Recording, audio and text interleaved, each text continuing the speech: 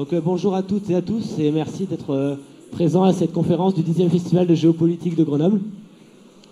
Nous recevons aujourd'hui M. Ludovic Jeanne, docteur en sciences sociales, spécialité géographie humaine, sociale, politique, économique et régionale, professeur de géographie sociale appliquée au développement territorial ainsi qu'en géopolitique et formateur professionnel en intelligence économique. Bonjour M. Jeanne.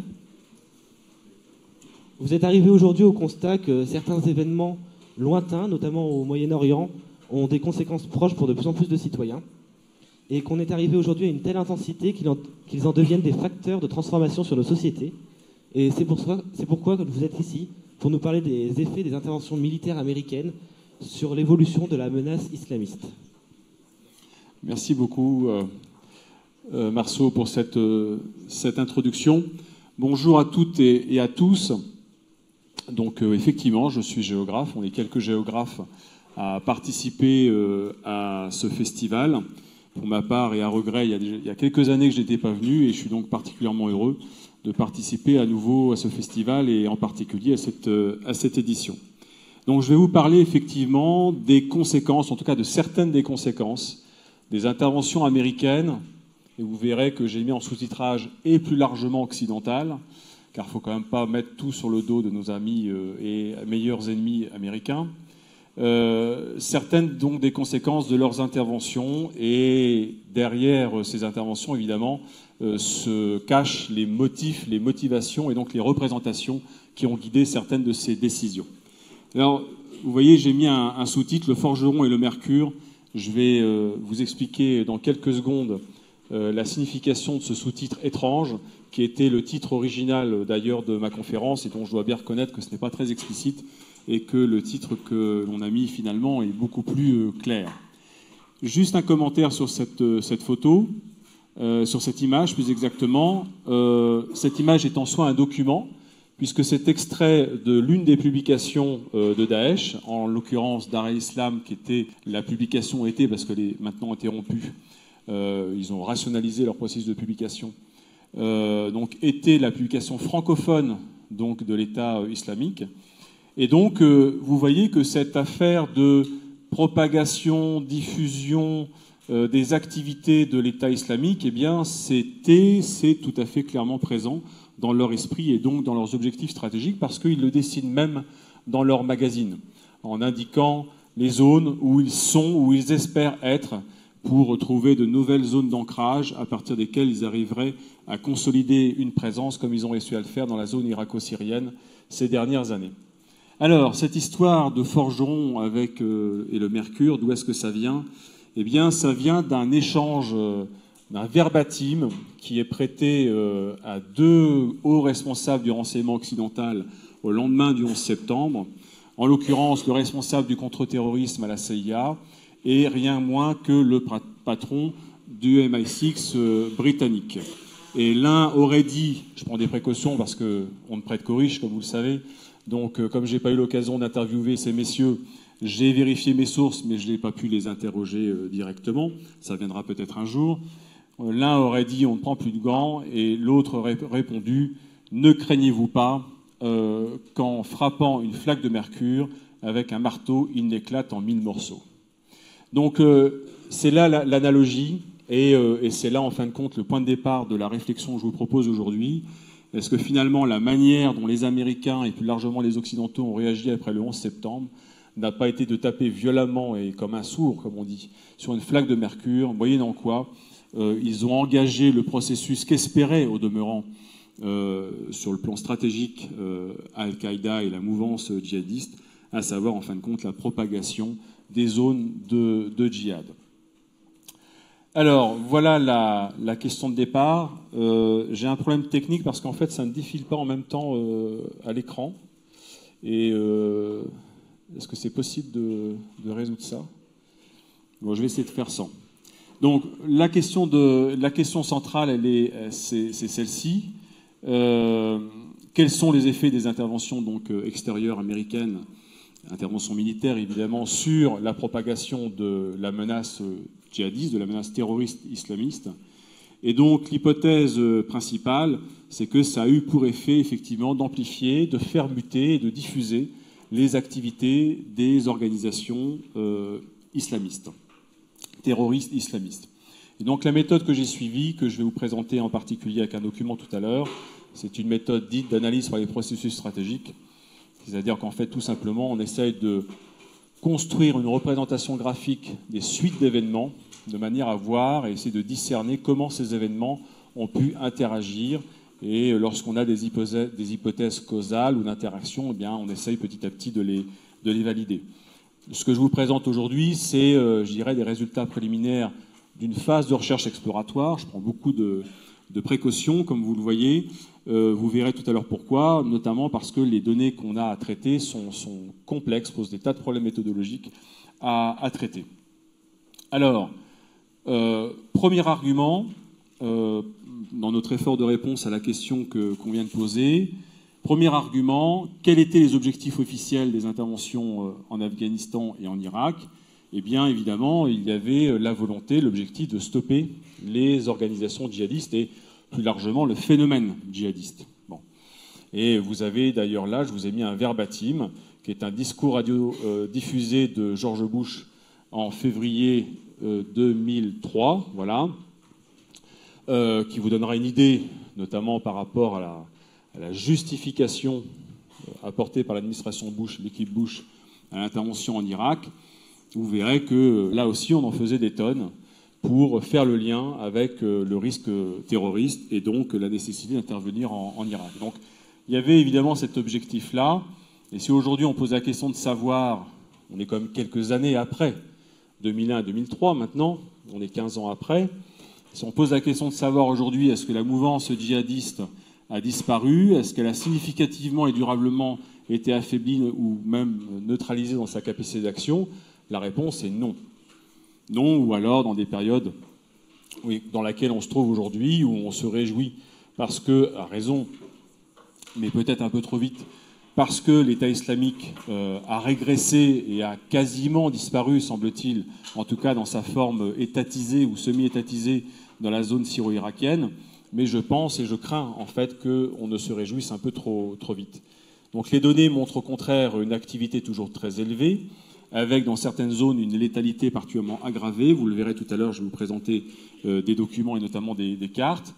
Et puis la cartographie, justement, elle montre le maintien, la résurgence et une multiplication des espaces déstabilisés à travers le monde. Et là aussi, il y a assez peu d'informations et d'analyses qui nous incitent à être optimistes, malheureusement, sur ce point-là. Alors, d'abord, quelques éléments de contextualisation.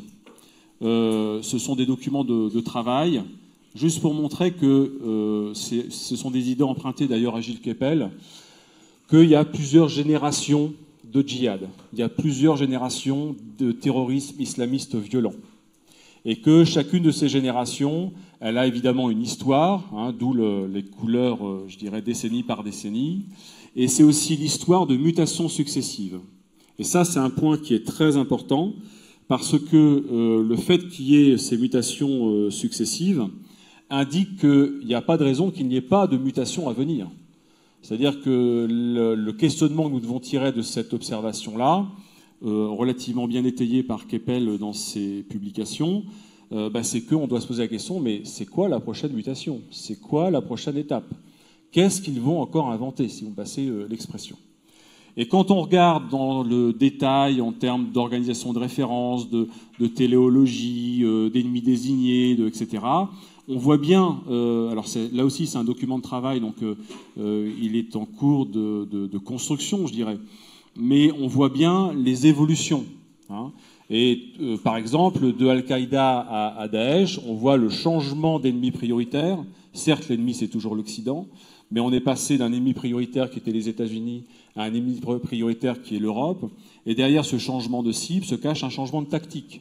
On passe d'opération et d'un schéma stratégique qui est tourné vers l'emblématique à un schéma stratégique et des schémas tactiques qui sont tournés vers l'ordinaire, l'attaque de l'ordinaire. Bon, j'y reviendrai un petit peu plus loin. Donc on a ce questionnement-là qui doit être mis en relation avec les éléments historiques que je vais vous présenter, de manière à être dans l'étude d'un processus et donc à un moment donné dans un essai, dans un effort, dans une tentative de prospective, aussi aléatoire et incertaine puisse-t-elle être. Alors voilà l'un des documents principaux que je veux vous présenter. C'est un document très simple. Alors, à partir de quoi est-ce qu'il est construit d'abord? Il est construit à partir de la base Global Terrorism Database, qui est la seule base de données un peu consistante, significativement consistante, dont on dispose aujourd'hui. Elle est administrée au sein d'un consortium de recherche qui s'appelle START, qui est hébergé par l'Université du Maryland et qui fait l'objet du programme d'un Center of Excellence du Homeland Security Department, le ministère de la Sécurité intérieure américain qui finance ce programme de recherche. Et cette base de données, donc, comme vous le voyez, elle démarre en 1970. Ben, elle a une histoire très complexe que je vous passe, mais qui fait que les données sont, comme toutes les données, mais c'est plus ou moins vrai, ne sont ni pures ni parfaites, surtout à des fins de recherche. Et donc ça pose beaucoup de problèmes. Par exemple, dans ces données-là, hop là, j'ai appuyé sur le mauvais bouton, voilà. Dans ces données-là, tous les types de terrorisme sont confondus et il n'a pas été prévu jusqu'à maintenant de mécanismes d'extraction, notamment grâce à une typologie, qui permettent de cibler justement des types spécifiques de terrorisme. Néanmoins, on arrive à s'en sortir un petit peu avec quelques subterfuges et quelques données de statistiques descriptives assez simples dont je vais vous parler. Alors, vous avez donc en rouge les victimes et en bleu les événements. Ça permet déjà d'attirer votre attention sur le fait que l'intensité de l'activité, Dieu merci, si vous me passez l'expression, n'est pas l'élément déterminant direct du nombre de victimes, même si vous voyez que sur l'ensemble de la période, et en particulier dans la dernière période, on a particulièrement flambé, et en termes d'activité, nombre d'événements, et en termes de victimes. Et j'ai mis en face de ça des événements marquants sur lesquels je voudrais revenir brièvement. La première des choses, c'est que le point de départ quand même de cette évolution et de la prégnance du terrorisme islamiste aujourd'hui, c'est quand même l'invasion de l'Afghanistan par les Soviétiques et le choix stratégique fait par les Américains et par les Pakistanais d'utiliser le djihad et donc des formes d'idéologie islamiste radicale de manière à, comme ça avait été dit et aujourd'hui c'est documenté, pour faire de l'Afghanistan le Vietnam des Soviétiques. Bon. Alors certes, les Américains peuvent se réjouir d'une certaine manière d'avoir réussi, mais vous voyez que par rapport à la période précédente, qui était marquée en fin de compte uniquement par des activités terroristes liées plutôt à des organisations d'extrême gauche, on a commencé déjà à changer de dimension après cette période-là. Donc ça, c'est un premier point. On arrive au retrait de l'Afghanistan, la première guerre du Golfe, la fin de l'Union soviétique, et une série de... Enfin voilà, les événements se poursuivent. Il n'y a pas d'année 93, parce que justement, cette année 93 pose de graves problèmes dans la base, donc j'ai préféré l'exclure, ce qui n'empêche pas la lecture sur l'ensemble de la période. Et puis on arrive au 11 septembre, la guerre d'Afghanistan et la guerre d'Irak en 2003. Et là, on voit qu'après, on change encore une fois de dimension dans l'intensité du phénomène. Et vous allez voir que là, il y a un lien qui est relativement direct. Alors, le lien qui permet de comprendre qu'en fait, sur cette période-là, sur cette période d'aggravation, de l'activité terroriste, c'est essentiellement lié, évidemment, aux interventions américaines d'un côté, à la réaction djihadiste de l'autre. C'est que si on prend comme point de repère la guerre du Golfe, eh bien, il y a 3/4 des victimes et des événements qui sont postérieurs. Mais si on prend en référence 1996, c'est ça, c'est 2/3 des victimes. Si on prend maintenant la guerre d'Irak 2003, c'est plus de la moitié des victimes et des événements qui lui sont postérieurs. Donc vous voyez l'intensité du phénomène dans la période vraiment récente. Et même si on part de la période, on ne le voit pas, c'est coupé ici, mais de la période 2013 à 2016, qui est la dernière année pour l'instant qui est intégrée à la base, c'est un tiers des événements et des victimes sur l'ensemble de la période. Donc vous voyez, je dirais, l'embrasement, effectivement, auquel on a eu à faire face et auquel on a encore à faire face aujourd'hui à l'échelle mondiale. Sachant qu'au moment de l'intervention en Irak, en termes d'activité, je ne parle pas en termes de victimes, mais en termes d'activité, on était revenu à un niveau aussi bas qu'au milieu des années 70. D'accord ?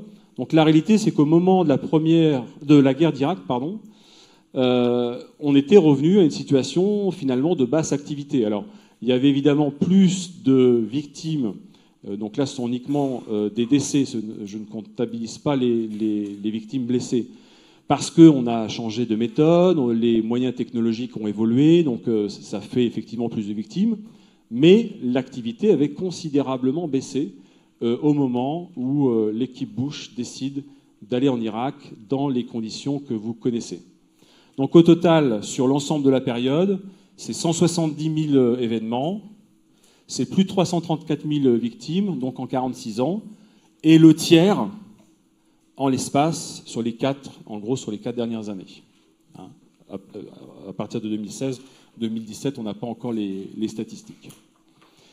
Donc déjà, voilà le cadre, et ça permet de voir, grosso modo, avec les évolutions quantitatives, parce qu'elles sont tellement contrastées que ça en permet quand même une certaine lisibilité, malgré les imperfections de la base et surtout des traitements qu'on peut en faire. Ça permet de voir que, effectivement, la succession d'interventions et de réactions, dont ces interventions sont en fait les conséquences, après le 11 septembre, nous ont mené à la situation désastreuse que l'on connaît aujourd'hui. Alors, situation désastreuse, mais géographiquement très très inégale. Je m'explique. Voilà les cartes. En fait, vous allez voir 2 cartes qui vont se succéder. La première, c'est l'ensemble des événements sur la période 70-96 et la deuxième, 96-2015. Et vous allez voir que déjà, à cette échelle assez grossière, on voit le basculement géographique déjà de l'activité terroriste dans sa globalité. Et on voit qu'il y a une forte localisation, évidemment au Proche et au Moyen-Orient, dans la zone dite AFPAC, en Asie du Sud, et en Afrique intertropicale. Donc on voit que la géographie déjà de l'activité terroriste, on ne parle que d'événements, on ne parle pas de victimes, elle a considérablement évolué sur l'ensemble de la période. J'ai pris 96 comme point de repère pour des raisons méthodologiques liées à la structure de la base, et aussi parce que c'était l'une des moins bêtes césures que je pouvais trouver, puisque 96, c'est la prise de Kaboul par les talibans. Et vu l'importance qu'a eu la domination d'Afghanistan par les talibans pour créer un sanctuaire, permettre à Al-Qaïda de se créer un sanctuaire en Afghanistan, j'ai pris ça comme point de repère, mais ça n'est qu'un subterfuge méthodologique, il ne faut pas insister là-dessus. Donc voilà, sur cette période plus récente, la géographie des événements terroristes. Mais en fait, derrière cette impression d'une globalisation, d'une mondialisation, je dirais à peu près totale, parce qu'on a l'impression qu'il y en a absolument partout, se cache en fait une géographie très très inégale. Et on va commencer à regarder comment ça se présente. On a fait une carte des densités spatiales, de la densité spatiale d'événements. Je suis toujours sur les événements. Et là déjà, vous voyez que cette géographie-là, elle est très très inégale. Les zones qui sont terriblement affectées sont en fait des zones beaucoup plus restreintes, et pour certaines d'entre elles sont très locales. Régional au sens région, pas au sens continental, et très local. Et donc voilà les régions qui sont les plus affectées. Alors il y en a certaines qui ne nous étonneront pas beaucoup, au Proche et au Moyen-Orient, dans la zone AFPAC. On a tendance à oublier effectivement le Caucase. Il y en a certaines qui ne sont pas liées évidemment à la question du terrorisme islamiste. Je pense en particulier à cette zone de l'Ukraine, évidemment à l'Irlande. Mais grosso modo, l'ensemble des zones sur l'Afrique, le Proche et Moyen-Orient et l'Asie du Sud et l'Asie du Sud-Est, ce sont des zones dont la densité d'événements est liée au terrorisme islamiste. Et il y a des zones qui ne se surprennent pas du tout, évidemment la zone AFPAC ou la zone irako-syrienne. Par contre, il y a des zones qu'on connaît moins bien. Il y en a une dont on a entendu parler très récemment, qui était effectivement le sud des Philippines, qui reste le sud des Philippines, qui reste un territoire très difficilement contrôlable de par sa configuration géographique, et puis l'extrême sud de la Thaïlande, dont on ferait bien de se préoccuper, parce que là-bas aussi, la situation est en train de se dégrader très gravement. De la même manière, on a beaucoup entendu parler des Chebabs en Somalie, mais on a plutôt peu appréhendé, en France, en tout cas en Europe, l'ampleur de l'action non seulement des Chebabs, mais plus largement d'Al-Qaïda, sur l'Afrique orientale et en particulier le Kenya. Bon. Donc vous voyez que déjà, ça dessine une géographie d'archipel, entre guillemets, avec des zones qui sont beaucoup plus gravement touchées, beaucoup plus gravement touchées que d'autres. Alors, on s'en rend compte plus clairement avec cette carte, qui là est une carte des densités spatiales de victimes. D'accord ? On ne parle plus d'événements, on parle de victimes. Et alors là, on s'aperçoit qu'on retrouve des zones, mais ce qui est intéressant, c'est qu'on a mis en bleu les points, ça correspond à des événements qui font 0 victime. Et donc là, vous voyez l'inégalité fondamentale, c'est-à-dire que ce désordre du monde, voire le chaos qui est en train de s'installer,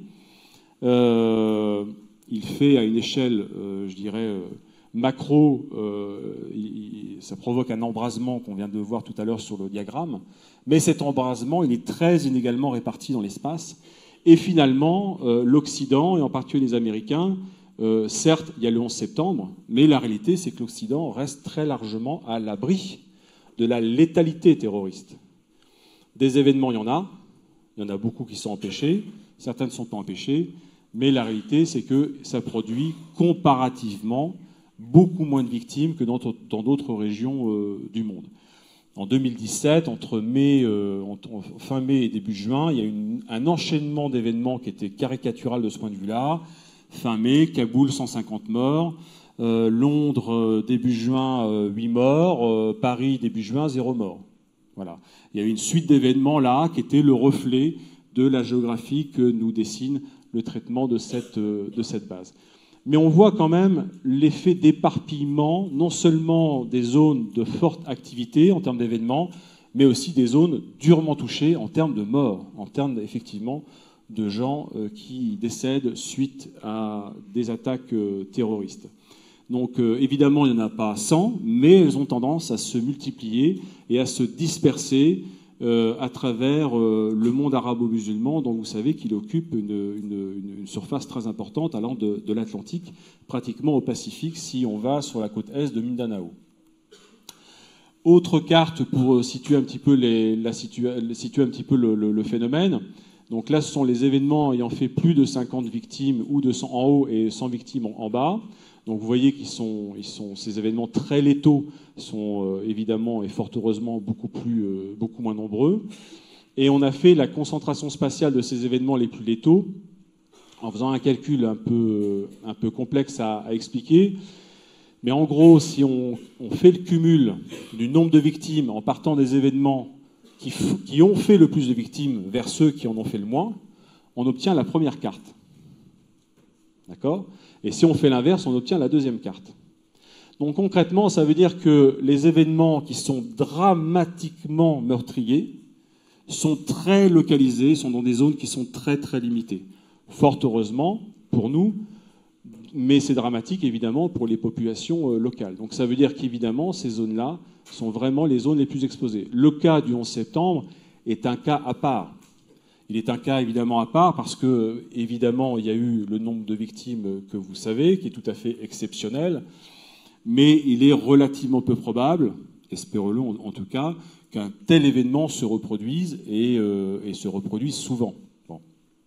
Par contre, des événements avec plusieurs dizaines, voire plusieurs centaines de morts, au Proche et au Moyen-Orient et dans la zone AFPAC ou dans le nord-est du Nigeria, c'est relativement fréquent par rapport aux autres zones du monde.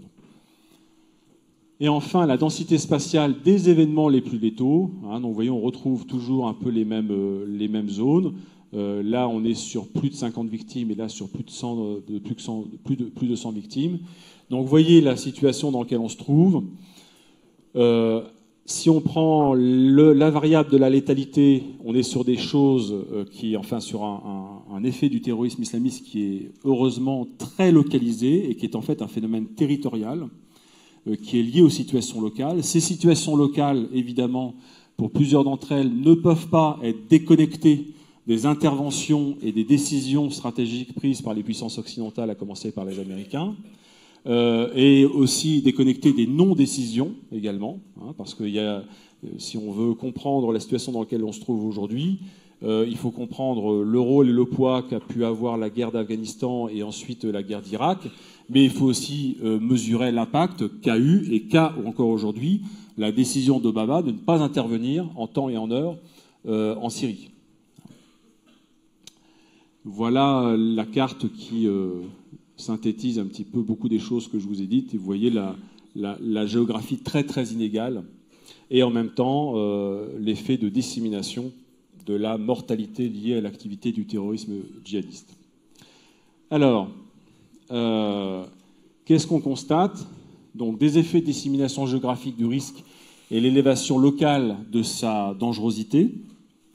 La mutation de ses formes organisationnelles et de ses pratiques tactiques, ça c'est une chose sur laquelle il faut absolument travailler dans les années qui viennent. Je m'efforcerai d'apporter une contribution à cela, notamment à partir d'une théorie qui est bien connue en sciences de gestion, qui est la théorie des organisations.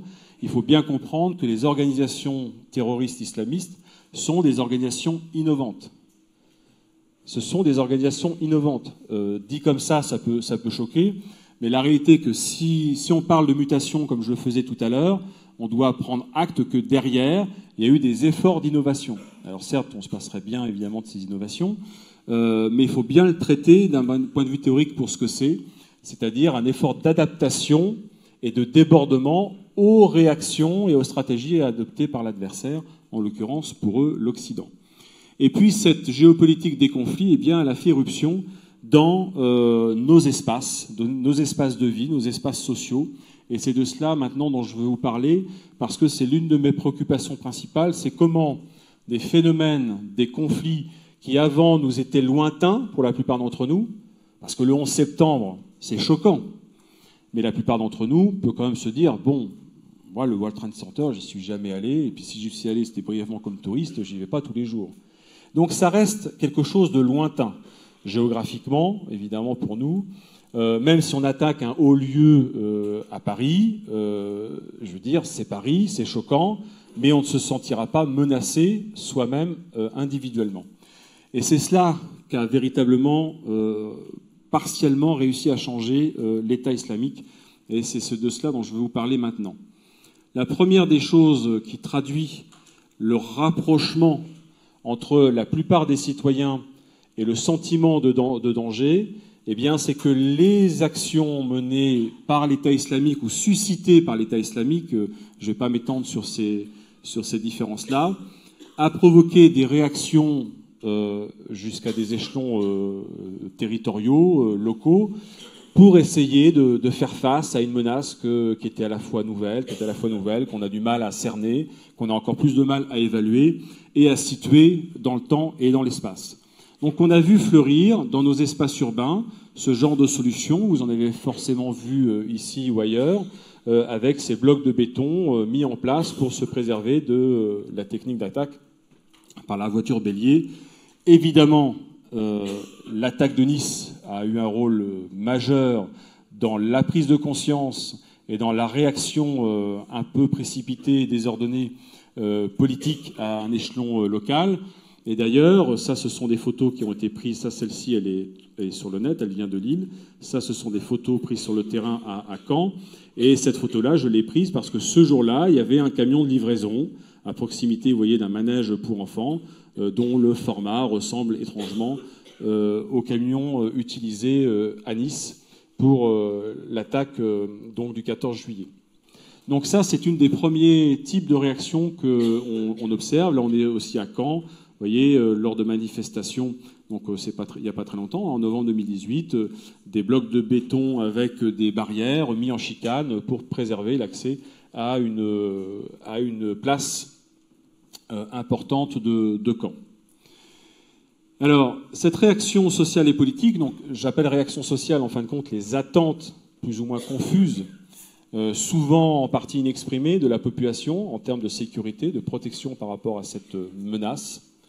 Et puis la réaction politique, donc la perception et la prise en compte du risque par le décideur public. Et en fait, cette réaction sociale et politique, elle se rejoint sur un point, c'est l'espoir de trouver des solutions qui, en fait, annihilent le risque, le fassent disparaître. On vit dans des sociétés où on veut annihiler le risque. On n'a jamais autant produit de risques, au demeurant, dans nos fonctionnements sociaux, économiques, industriels, territoriaux. Et en même temps, on n'a jamais autant désiré les voir disparaître, ces risques. Et donc, évidemment, face au risque terroriste qui est devenu une sorte de risque territorial par certaines des proximités qu'il a orchestrées, eh bien, il y a cette même attitude psychologique qui prévaut. Et si on prend l'exemple de la voiture bélier, eh bien, ça paraît naturel à tout le monde de mettre en place effectivement les blocs de béton, ou alors de recourir à des solutions beaucoup plus techniques, comme là, vous voyez peut-être pas tout à fait bien, mais ce sont des barrières, mi-hertz, mises au point par une société israélienne dont voici le nom. Et quand on va sur le site de cette société israélienne, elle propose des tas de solutions pour les espaces urbains. Là, on est à proximité d'une école, on est sur un mur qui est renforcé, et puis des barrières. Et donc là, malheureusement, vous ne voyez pas en dessous, mais le commentaire qu'on trouve sur le site, c'est que ce sont des barrières qui permettent de se protéger, de limiter, de se protéger de foules hostiles. Hein, c'est le terme de foules hostiles qui est utilisé. Donc vous voyez comment est-ce que tout ça, ça peut produire, c'est susceptible de produire des transformations politiques et sociales qui posent question. Parce qu'en l'espace de quelques photos, on passe de la protection contre le risque terroriste à la protection contre des foules hostiles. Et cette photo-là est tout à fait intéressante puisque c'est une manifestation, on voit que les panneaux sont écrits en hébreu, mais aussi en arabe. Alors je ne sais pas quel était l'objet de cette manifestation en Israël, mais le mélange des deux langues est quand même assez intéressant, surtout avec cette légende qui consiste à proposer aux autorités de se protéger des foules hostiles. Bon, une foule hostile qui associe des arabophones et des hébreophones, je ne sais pas comment on dit d'ailleurs, excusez-moi, enfin en tout cas, vous voyez ce que je veux dire. Et cette société, eh bien, propose ses services à l'international. Vous avez là l'ensemble des langues du site, y compris le japonais. D'accord ? Donc ça veut dire que derrière se jouent aussi eh bien, des opportunités économiques pour des entreprises. D'accord ? Mais si ces opportunités économiques elles se concrétisent, ça veut dire que des solutions inspirées de contextes sociaux et sécuritaires qui n'ont rien à voir avec le nôtre peuvent se retrouver dans nos contextes urbains, avec les conséquences sociales, politiques, des conséquences sociales et politiques qu'aujourd'hui on a un peu de mal à anticiper et évaluer. Alors, pourquoi est-ce qu'on travaille là-dessus ? Eh bien parce que l'idée, on est géographe, donc l'idée c'est quoi ? C'est de dire qu'il y a une interaction forte entre la forme de l'espace, sa configuration, notamment l'espace public et les lieux publics, et les interactions sociales, les sociabilités qui peuvent s'y dérouler. Donc si on fait évoluer dans un certain sens les morphologies spatiales, l'ergonomie de l'espace, eh bien on fera évoluer, pour faire simple, les rapports sociaux et les formes de sociabilité qui peuvent s'y réaliser. Donc c'est pour ça qu'on travaille sur cette question de distinguer un urbanisme sécuritaire d'un urbanisme de sécurité. On essaye de distinguer les deux choses. Alors, autre conséquence, eh bien, la question des migrants. Là aussi, ces lointains événements géographiquement et dans le temps que sont le 11 septembre, l'intervention en Afghanistan, l'intervention en Irak en particulier. On va parler là aussi de l'intervention en Libye, où là, il faut reconnaître, les Américains n'étaient pas en première ligne au départ. Eh bien, ça a d'autres conséquences qui est liée effectivement, qu'est la crise des migrants. Alors, je vais vous parler de Ouistreham, qui est le port Carferi qui est de Caen. Donc, Ouistreham, vous voyez, c'est 9177 habitants en 2015. Et aujourd'hui, on estime que c'est 100 à 150 migrants. Donc, vous me direz, c'est pas beaucoup. Certes, c'est objectivement pas beaucoup. Ces migrants sont essentiellement des Soudanais, voire exclusivement dans l'état actuel de mon information. Donc ces Soudanais, ça veut dire qu'ils sont passés par la Libye. Et que s'ils ont pu passer par la Libye, eh bien c'est parce que la Libye est dans l'état dans lequel on sait. Et là, pour le coup, ça nous interroge, nous Français. Je pense que vous voyez ce que je veux dire, et nous aurons peut-être l'occasion d'en reparler tout à l'heure lors de vos questions. Alors 100 à 150 migrants, c'est pas beaucoup, sauf que le nombre a été multiplié au moins par 3 en un peu plus de 6 mois, et qu'il est possible et même probable que ce nombre augmente dans les temps à venir. Mais le point important, c'est leur visibilité dans l'espace urbain. Et c'est de cela dont je vais vous parler. Alors voilà la configuration de Ouistreham sur la Manche. Et donc en fait, le port Carféry, le voilà, il est tout au bout du canal, à l'embouchure de l'Orne, sur cette zone-là. Alors voilà quelques photos prises sur place. Donc la zone A, je vais vous montrer ça après sur une carte, la zone A, où on voit un migrant en train de rejoindre un groupe qui est constitué autour d'un rond-point. Là, on est dans une zone qui est un peu plus proche de la zone Carféry, donc les photos B, où là, on voit des migrants en train d'attendre, de passer le temps ensemble. Et puis là, on est le long du terminal Carféry, donc on voit le renforcement des défenses, double système de clôture, et évidemment, à l'intérieur, on a supprimé tout ce qui était arboré et qui pourrait faciliter le franchissement de la zone. Donc ça, c'est toutes ces 2 dernières années que ça a été fait. Double sas avec force barbelée et surveillance, patrouille de la gendarmerie nationale de manière très très fréquente. Et là, c'est relativement spectaculaire en fait au niveau local parce que ça a évolué brutalement à l'espace de 6 mois, hein. Vraiment très très soudainement. Alors, vous voyez les photos successives que je vous ai montrées. Voilà comment elles se positionnent A, B, C, D, d'accord. Et donc c'est pas un hasard. Pourquoi ? Donc c'est leur zone en fait de plus forte visibilité. Pourquoi ? Parce que les camions arrivent comme ça pour rejoindre le terminal Carféry. Ils s'acheminent évidemment vers le nord pour évidemment monter dans le Carféry et partir vers l'Angleterre, plus précisément vers Portsmouth. D'accord ? Donc la zone de plus forte visibilité des migrants, elle est effectivement sur cet axe-là, sauf que la géographie sociale particulière à ce site-là fait que c'est la zone de plus grosse fréquentation des non-résidents, des visiteurs extérieurs. C'est la zone de plus forte fréquentation parce que là, il y a une place, pardon que je ne me trompe pas, oui c'est ça, il y a une place qui est très fréquentée avec des restaurants, des endroits de sociabilité qui sont connus des gens de toute la région. Donc, voilà une autre conséquence concrète, avec du coup d'autres conséquences en cascade, qui est que ça devient un sujet politique local, ça devient un sujet d'affrontement politique local, et donc non seulement au niveau du conseil municipal, mais aussi entre habitants ou résidents des alentours qui ont des options très différentes. Donc là, par exemple, le samedi, j'ai mis ça volontairement, c'est très important que ce soit un samedi, je vais vous expliquer après pourquoi. Eh bien, vous aviez d'un côté des organisations syndicales et des associations manifestant contre les expulsions, et à côté d'eux, pas très loin d'eux, je vais vous montrer ça sur une carte tout de suite, des collectifs qui, au contraire, écrivent très clairement « les migrants dehors ».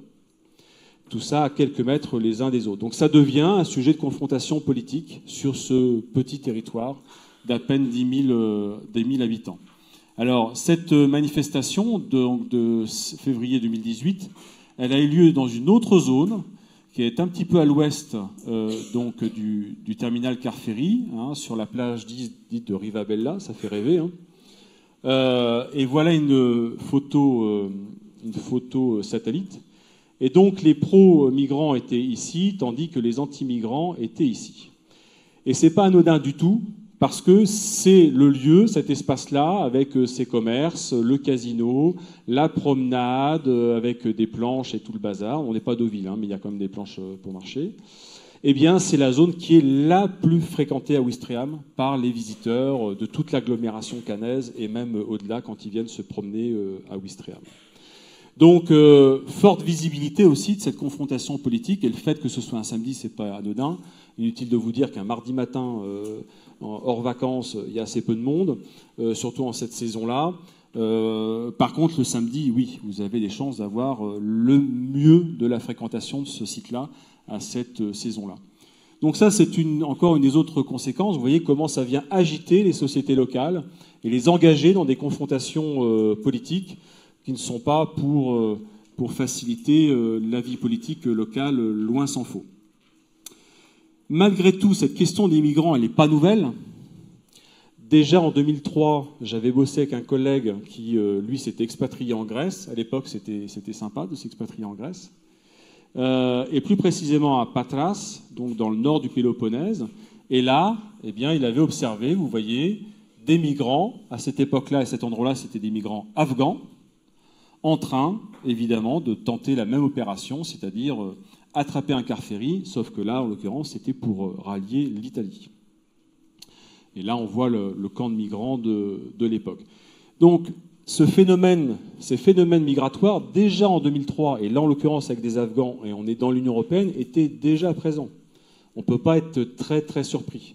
Depuis, il s'est passé des tas d'autres choses, dont la brillante intervention française en Libye, comme je l'ai mentionné tout à l'heure, ce qui fait qu'aujourd'hui, Érythréens, Soudanais, effectivement, passent par la Libye, rallient l'Italie, traversent la France et arrivent sur nos côtes aux différents points de sortie, notamment des cars ferry, dont évidemment le premier point de sortie c'est Calais, mais il n'y a pas que Calais, et donc on voit se diffuser le long de la côte française ces stratégies que les migrants essayent de développer pour atteindre leur but. Alors, en conclusion, quelques idées à garder, à partager avec vous. La première, c'est, j'ai pas eu le temps de tout détailler, bien évidemment, mais vous voyez que l'un des problèmes de fond, c'est qu'on a des politiques étrangères occidentales, américaines au premier chef, mais pas seulement, qui sont incohérentes et erratiques. Bon. Je ne vais pas revenir sur ce que des tas de collègues ont dit dans leurs propres conférences. La cohérence, la continuité de la politique étrangère américaine sur ces 20 dernières années, ça pose plus que question. D'accord ? Donc évidemment, comment dire, une politique étrangère, ça ne se dirige pas comme un hors-bord, on est quand même plus proche d'un paquebot, mais quand on passe son temps à donner un coup de manche à droite, un coup de manche à gauche, ça produit forcément du chaos et du désordre. La deuxième chose, c'est l'incertitude et l'hypothèque des réactions sociales et politiques en Occident. C'est ce que j'ai évoqué à la fois par rapport à la question de l'urbanisme sécuritaire, par rapport à la crise des migrants. Comment est-ce que nos sociétés vont évoluer par rapport à ça, socialement et politiquement? C'est une question centrale. Hein. C'est d'autant plus une question centrale pour moi que, comme beaucoup, je considère que lorsqu'une action terroriste a lieu, quelle qu'elle soit, le but de l'action terroriste n'est pas atteint par l'action elle-même.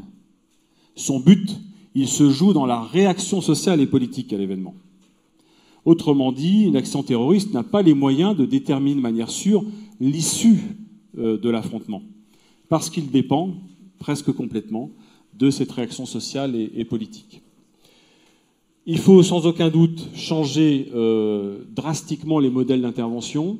Là-dessus, on peut porter une attention, on va dire, bienveillante, puisque l'adjectif est très à la mode, concernant Barkhane, concernant tout ce qui l'entoure, à savoir l'effort d'implication des États et des forces de sécurité militaires des États de la région, en essayant massivement, et pas que les Français, les Américains aussi, de les former, de les entraîner, de les équiper.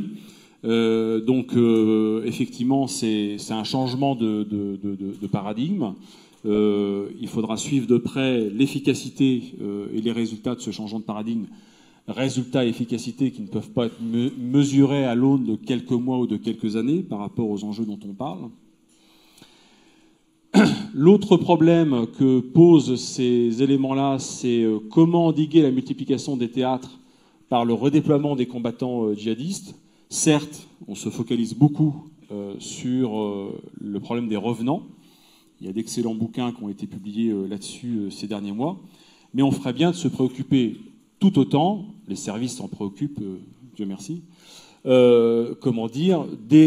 redéploiement de combattants de l'État islamique, chassés ou reconduits d'ailleurs parfois avec une étrange compréhension, hors des théâtres d'affrontement dans la zone syro-irakienne, mais ces combattants se redéploient. Et là aussi, il y a à beaucoup s'inquiéter en Asie du Sud et en Asie du Sud-Est, et dans différentes zones d'Afrique.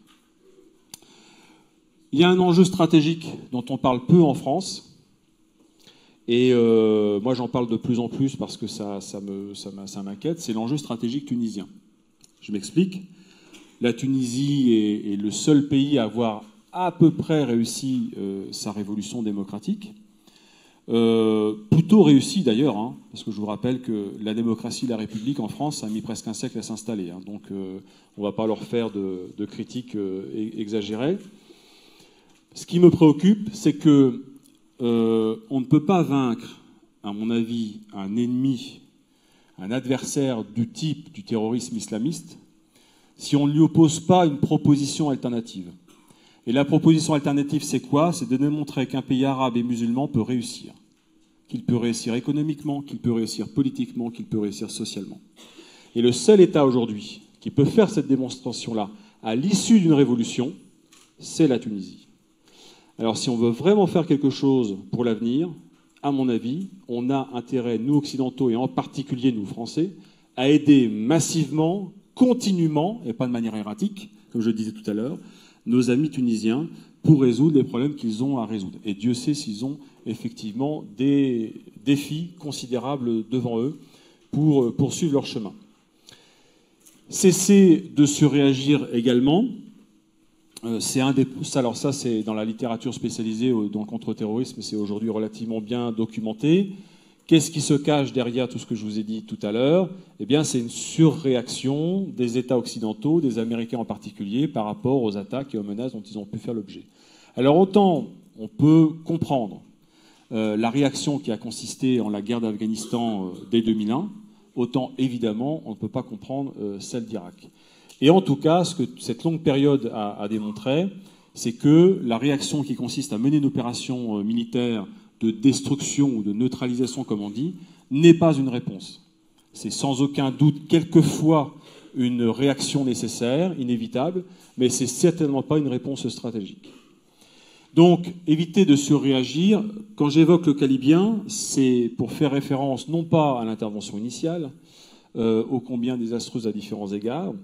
Je n'ai évidemment aucune sympathie pour Kadhafi, vous vous en doutez, mais la manière dont elle a été menée était assez désastreuse. Par contre, lorsqu'on a compris que des combattants de Daesh étaient en train de s'y redéployer et marquer des points, progresser véritablement sur le terrain, alors on y a mené des actions, mais pas sous la forme d'une intervention massive ou d'intervention massive et militarisée, je dirais de manière classique, comme ça a pu être le cas par le passé.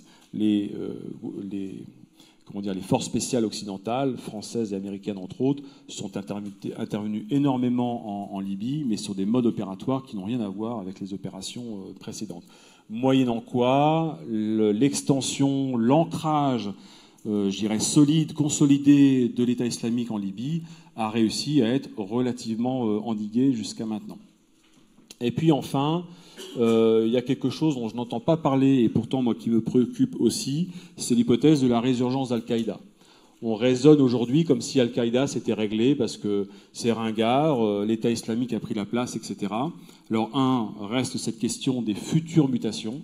Une fois que quelque chose a muté plusieurs fois, il n'y a aucune raison de penser qu'il ne mutera pas. On est obligé de se poser au moins la question. Si on a la chance de constater que ça ne mute pas et que ça s'éteint, tant mieux. Mais enfin, on est obligé de se poser la question. Et pire, j'ai tendance à penser que sur le long terme, il y a des chances stratégiquement qu'Al-Qaïda ressurgisse, reprenne la main sur le djihad global et sur la nébuleuse terroriste islamiste. Je vous remercie de votre attention et évidemment, je suis à votre disposition pour échanger.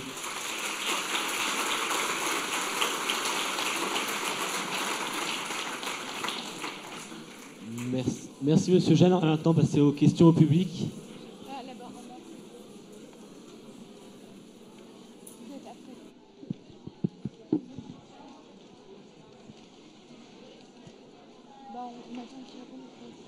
Bien.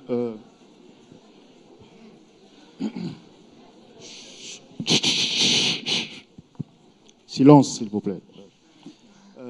Bien, messieurs, moi, je voudrais un peu... Faites-moi signe, vous êtes où? Je suis là. Vous me voyez, là? Ah oui. Ok, super.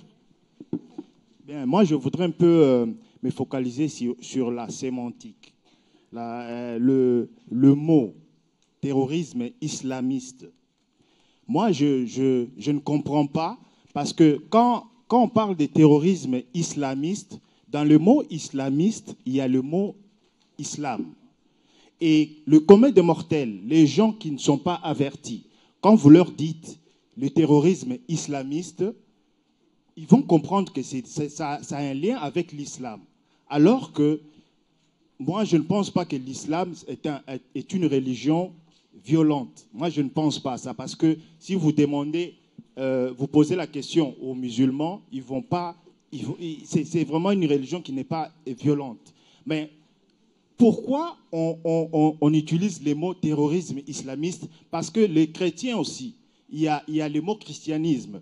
Il y a des radicaux dans le christianisme. Pourquoi on ne les appelle pas des terroristes aussi christianistes? Pourquoi aussi, dans les conservateurs, par exemple, dans le judaïsme, pourquoi on ne les appelle pas des terroristes aussi? On peut les appeler, entre guillemets, on ne peut pas aussi les appeler les terroristes judaïstes. Il n'y a que dans l'islam qu'on utilise ces mots-là. Moi, je suis pas musulman, ni chrétien. Moi, je suis un Muntu. Voilà. Donc, je crois aux ancêtres et puis à Dieu. Voilà, ça se limite là. Mais moi, ma question, c'est juste pour savoir pour qui a créé cette sémantique-là, cette déformation de mots. Quelque part, ça diabolise les musulmans. Voilà. Alors, merci de cette question. Je suis à la fois tout à fait d'accord et pas du tout d'accord. Je vais m'expliquer. Vous avez tout à fait raison de poser la question de la sémantique, du choix des mots. Des tas de chercheurs, y compris moi à la base, je ne suis pas du tout un arabisant, donc je prends des tas de précautions dans mes travaux de recherche, mais je constate que personne n'a trouvé de solution idéale pour désigner un objet dont d'ailleurs on a encore des difficultés à apporter une définition claire, à commencer par la notion de terrorisme. C'est un énorme problème. Il n'y a pas de définition universelle du terrorisme. Ça n'existe pas, ni sur le plan politique au niveau international, ni sur le plan conceptuel au sein des sciences sociales. Bon. Donc déjà, rien que le mot terrorisme, c'est un problème. C'est tellement un problème que dans la base dont je vous ai parlé là, du consortium START, il y a une colonne qui est dédiée à tous les événements pour lesquels il y a une ambiguïté sur son caractère terroriste. Donc même pour construire une base de données de ce genre-là, ça pose problème. Donc ça, c'est un premier élément de réponse. Deuxième élément de réponse. C'est la raison pour laquelle je ne parle pas de musulmans terroristes ou d'islamistes terroristes, mais de terroristes islamistes ou de terrorisme islamiste. Pourquoi ? Parce qu'on est en train de parler de gens qui mènent des actions violentes à des fins politiques et qui, eux, se réclament d'un certain islam. Donc ce qui est premier, c'est leur volonté de violence, et ce n'est pas leur appartenance à l'islam, ce que d'ailleurs beaucoup de musulmans leur contestent. Après, évidemment, ça n'empêche qu'il faut l'expliquer. Moi, je n'ai pas trouvé d'expression, dans certains écrits, par exemple, on utilise l'expression djihadiste. Bon, alors j'ai des étudiants musulmans qui m'ont dit, oui, mais monsieur, le djihad, c'est pas ça, le djihad, normalement, c'est ça, il y a le grand, le petit djihad, etc. Bon. Donc en fait, il n'y a aucune expression satisfaisante. La seule chose qu'on peut dire, c'est qu'il y a des gens qui mènent des actions qu'on arrive à peu près à définir, des actions violentes à des fins politiques. Ils prétendent s'appuyer sur une certaine interprétation de l'islam, d'accord, qui évidemment est contestée par beaucoup, même la majorité des musulmans, en particulier des Européens musulmans. Mais on ne peut pas contester non plus le fait que les membres de ces organisations-là se réclament de l'islam. D'accord ? Donc prenons en compte toutes ces contradictions et complexités. Moi, pour l'instant, j'utilise cette expression-là. Mais ce n'est pas un choix définitif. C'est-à-dire que je suis toujours dans une réflexion, comme tous les collègues chercheurs, dans une réflexion critique par rapport aux mots que j'utilise.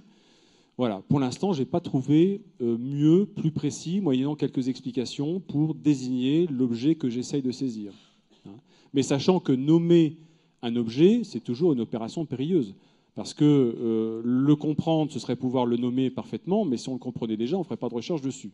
Donc par définition, quand on nomme un objet de recherche, c'est toujours flou, il y a toujours des ambiguïtés. Alors, ceci dit, j'en finis là-dessus, par rapport à votre question, c'est la raison pour laquelle je pense que, mais c'est de plus en plus le cas d'ailleurs, beaucoup d'experts et de chercheurs devraient prendre le temps, ne serait-ce que quelques dizaines de secondes, lorsqu'ils ont accès aux médias, pour justifier les expressions qu'ils utilisent. Voilà. De manière à clarifier les choses et à bien faire passer le message que derrière ne se cache pas d'amalgame, de confusion simpliste, etc. Ceci dit, effectivement, des terroristes hindouistes, il y en a, des terroristes chrétiens, il y en a d'autres religions, simplement, ils ne sont pas au centre de notre agenda social et politique pour l'instant.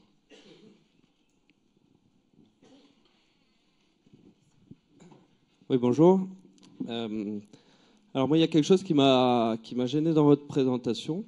Bon, déjà, le début, c'était très intéressant, il y a beaucoup d'informations. Mais je relis le programme, c'était donc intervention extérieure américaine et évolution de la menace terroriste. Donc je ne comprends vraiment pas pourquoi on voit des photos de Soudanais immigrés qui essayent de partir en Angleterre. Je ne vois vraiment pas le rapport et je voulais avoir des explications par rapport à ça.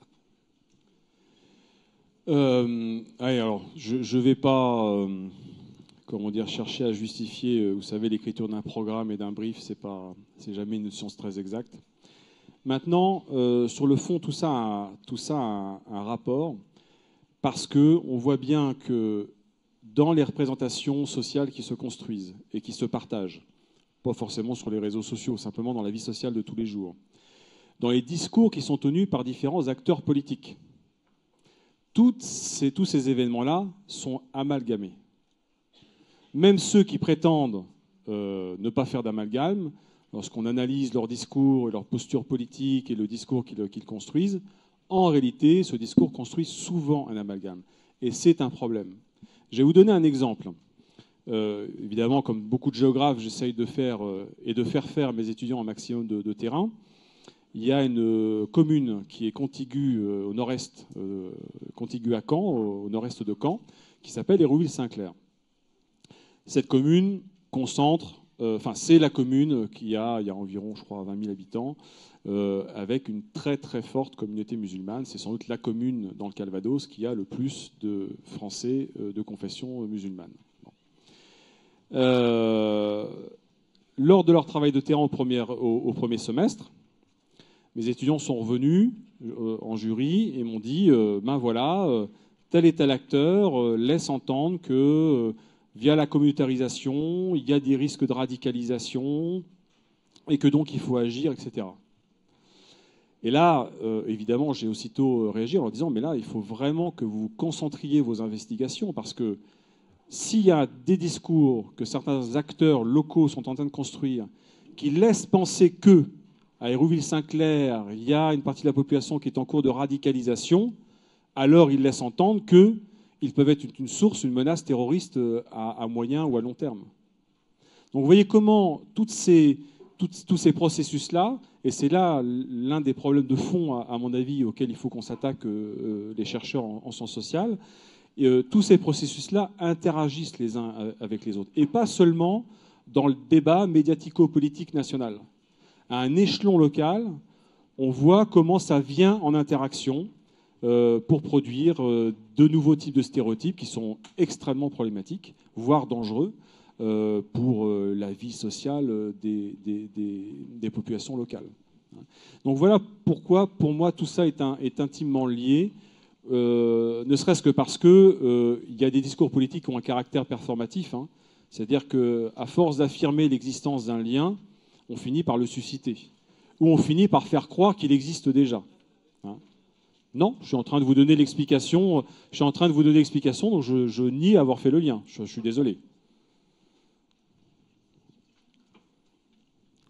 Alors bonjour.